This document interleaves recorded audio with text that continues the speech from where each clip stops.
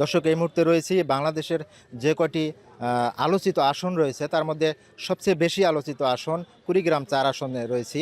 এখানে আপন দুই ভাই কিন্তু প্রার্থী হয়েছিলেন। বাংলাদেশের যে বড় দুটি এখন বর্তমানে দল রয়েছে, বাংলাদেশ জাতীয়তাবাদী দল বিএনপি এবং বাংলাদেশ জামাতে ইসলাম থেকে দুইজন প্রার্থী হয়েছিলেন। বড় ভাই আলহাজ আজিজুর রহমান ধানের শীষে প্রার্থী ছিলেন এবং মোস্তাফিজুর রহমান মোস্তাক দাঁড়িপাল্লা মার্কার প্রার্থী ছিলেন। এখানে দেখতে পাচ্ছেন গত 12ই ফেব্রুয়ারি কিন্তু নির্বাচন অনুষ্ঠিত হয়েছে। সেই নির্বাচনে বিপুল ভোটে জয়লাভ করেছে দাঁড়িপাল্লা মার্কার প্রার্থী মোস্তাফিজুর রহমান মোস্তাক। তার বাড়িতে আমরা রয়েছি এই মুহূর্তে, তার বাসভবনে। দেখতে পাচ্ছেন বিভিন্ন ওয়ার্ড এবং ইউনিয়ন থেকে হাজার হাজার নেতাকর্মী, তার যারা কর্মী, তার শুভাকাঙ্ক্ষী, তারা কিন্তু এই বাড়িতে অবস্থান করছে। তারা আনন্দ করছে, ফুলের মালা দিচ্ছে এবং তাকে শুভেচ্ছা জানাচ্ছে। দর্শক, আপনারা দেখতে পাচ্ছেন এখন হাজার হাজার তার নেতাকর্মীরা কিন্তু এই বাড়িতে এখন তারা মিষ্টি খাচ্ছে, ফুলের মালা দিচ্ছে এবং তারা শুভেচ্ছা জানাচ্ছে প্রার্থীকে।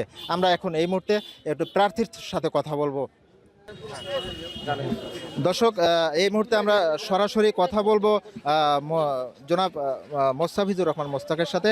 আসলে হাজার হাজার নেতাকর্মী যে আপনাদের এখানে শুভেচ্ছা জানাচ্ছে, আপনি আপনার কর্মীদের উদ্দেশ্যে কি বলবেন? আসসালামু আলাইকুম রহমতুল্লাহ। আমি প্রথমেই বলছি এই বিজয় 28 কুড়িগ্রাম-৪ রৌমারী রাজীবপুর চিলমারিবাসীর বিজয়।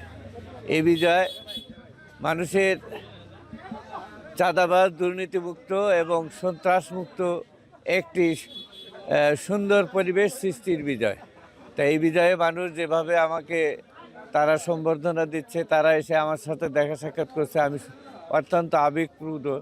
এদের এই যে প্রত্যাশা, যে আকাঙ্ক্ষা, এই আকাঙ্ক্ষা যেন আল্লাহ পাক আমাকে পূরণ করতে দেয়।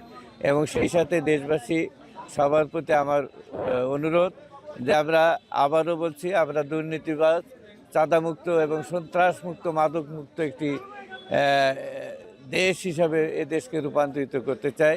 আমি বিশেষ করে চাঁদাবাজ এবং দুর্নীতিবাজদের লাল কার্ড দেখাচ্ছি। যদি আমার এই এলাকায় কোনো দুর্নীতি, চাঁদাবাজ হয়, আমি কঠিনভাবে এটিকে রুখে দেবো ইনশাল্লাহ। এবং সেই সাথে জনগণকে নিয়ে উন্নয়নের যে কাজগুলি, এই কাজগুলি আমি যেখানে প্রায়োরিটি ভিত্তিতে, প্রয়োজনের তাগিদে যেখানে যে কাজগুলি করা দরকার সেইভাবে করব। আমি কোনো নেতা কর্মীর মুখ দেখে কোনো কাজ করব না। প্রয়োজনের ভিত্তিতে যে কাজ করা দরকার সেটি করবো ইনশাল্লাহ। সেই উদাত্ত আহ্বান এবং সবার প্রতি ধন্যবাদ। আসসালামু আলাইকুম। আর একটা প্রশ্ন ছিল আপনার কাছে, যেটি হলো অনেকে বলছেন যে আপনি তো সরকারি দল থেকে এমপি হন নাই, তাহলে অনেকে বলছে যে সরকারি দলের এমপি না হওয়ার কারণে আসলে এই এলাকায় উন্নয়ন হবে না। এই ব্যাপারে আপনি কি বলতে চান? আমি বলবো এই ব্যাপারে যারা পার্লামেন্ট সদস্য হয়েছে বাংলাদেশের, প্রত্যেকেরই অধিকার সমান। এখানে যদি কোনো বৈষম্য করা হয়, সে বৈষম্যের বিরুদ্ধে আমরা সজাগ হওয়ার জন্য যে ব্যবস্থাগুলি নেওয়া দরকার আমরা সেটি করব।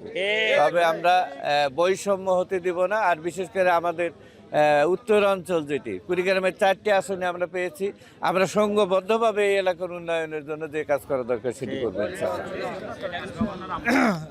ধন্যবাদ আপনাকে। এই মুহূর্তে আমরা রয়েছিলাম কুড়িগ্রাম-৪ আসনে, যিনি প্রার্থী মোস্তাফিজুর রহমান, উনি কথা বলছিলেন। আসলে কুড়িগ্রাম-৪ আসনে উনি একটি উন্নয়ন, এ যাবৎকালে যা উন্নয়ন হয়নি, আসলে তিনি উন্নয়ন করে দেখিয়ে যেতে চান যে আসলে উনি কি করতে পারেন। দর্শক, এই ছিল গণকণ্ঠ থেকে লাইভে ছিলাম আমি জহুরুল ইসলাম, কুড়িগ্রাম-৪ আসন থেকে।